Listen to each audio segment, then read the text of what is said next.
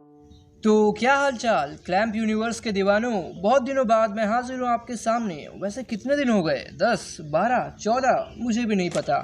I think so India versus Pakistan का match तो हो ही गया होगा। तो आज हम जिस एनिमे का रिव्यू करने वाले हैं वो तो आपको पता ही है, सुबासा रिजर्वॉयर क्रॉनिकल। तो इससे पहले कि हम आगे बढ़े मैं थोड़ी फ्रस्ट्रेशन निकाल लेता हूँ, बिकॉज मैं सुनता हूँ आपकी बातें, आपके कमेंट्स में चेक करता हूँ। आप जो इंटरेस्टिंग एनिमेज रेकमेंड करते हो मैं उनको ट्राई भी करता हूँ और उनके ऊपर रिव्यू बनाने की कोशिश भी करता हूँ। बट जब आप रेकमेंड करते हो ना गाइस, तब प्लीज़ बीच से रेकमेंड मत कीजिएगा। अब जैसे कि ये एनिमे है सुबासा रिजर्वॉयर क्रॉनिकल, इसमें कई सारे कैमियोज और alternate personalities from different animes हमें देखने को मिलते हैं। तो उन कैमियोज को पहचानने के लिए हमें प्रीवियस एनिमेज तो देखना पड़ेगा ना गाइज।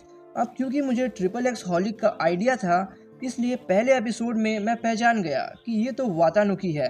बट कई सारे कैमियोज मुझसे मिस हो गए because I had no idea about those enemies.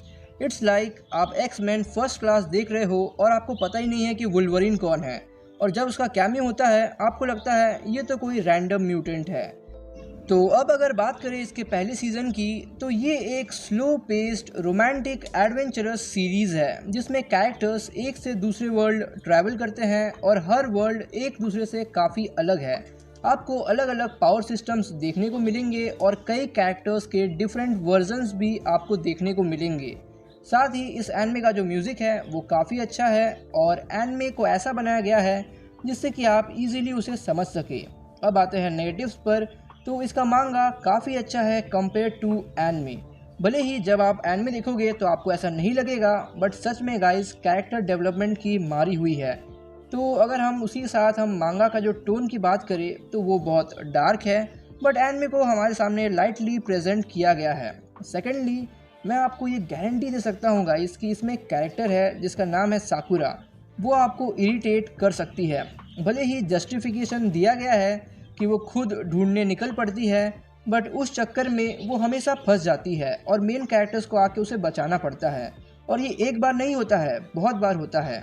तो अगर आप इन चीज़ों को एक्सेप्शन में लेके चलोगे तो एन में आपको अच्छी लग सकती है, वरना 50-50 या फिर पॉसिबल एन में ही आपको लगेगी। So now let's talk about the plot.